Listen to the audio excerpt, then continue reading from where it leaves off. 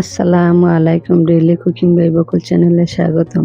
আমি আজকে আরেকটি রেসিপি নিয়ে হাজির হয়েছি। আমি জাম্বুরা দিয়ে ভর্তা বানাবো আজকে, আর জুস বানাবো। এখন জাম্বুরার সিজন, বাজারে প্রচুর জাম্বুরা পাওয়া যায়। আমাদের ঠান্ডা জ্বর জারি এখন অনেক বেশি হচ্ছে।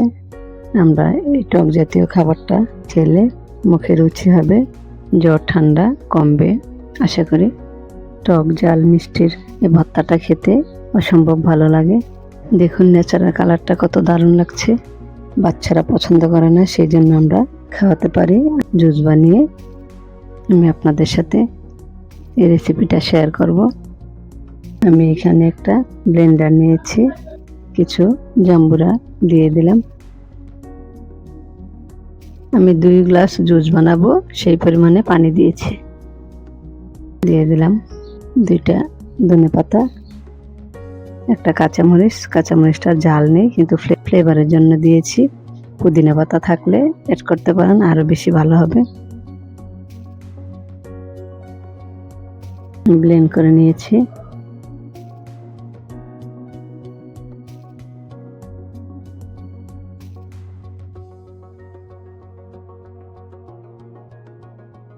দেখুন ন্যাচারাল কালারটা কি দারুণ লাগছে। আমি এখানে সামান্য চিনি অ্যাড করেছি। চিনি না দিয়ে খেতে পারলে ভালো, বাচ্চাদের জন্য সামান্য দিয়েছি। সামান্য বিট লবণ দিয়েছি, দিয়ে আমি ভালোভাবে মিশিয়ে নিচ্ছি।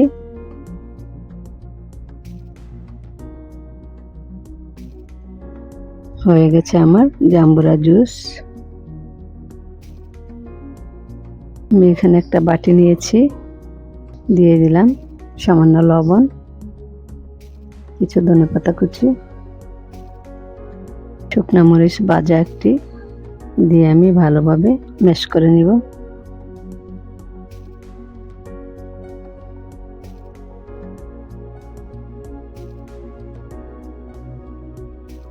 আমি এখানে কিছু জাম্বুরা দিয়ে দিলাম।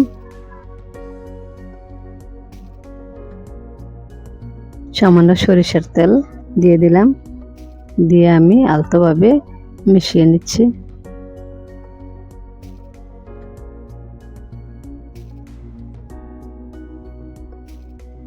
কাসুন্দি হাতের কাছে থাকলে একটু মেখে নিতে পারেন, তাহলে আরো বেশি ভালো লাগবে। আমি সবকিছু আলতোভাবে মিশিয়ে নিচ্ছি।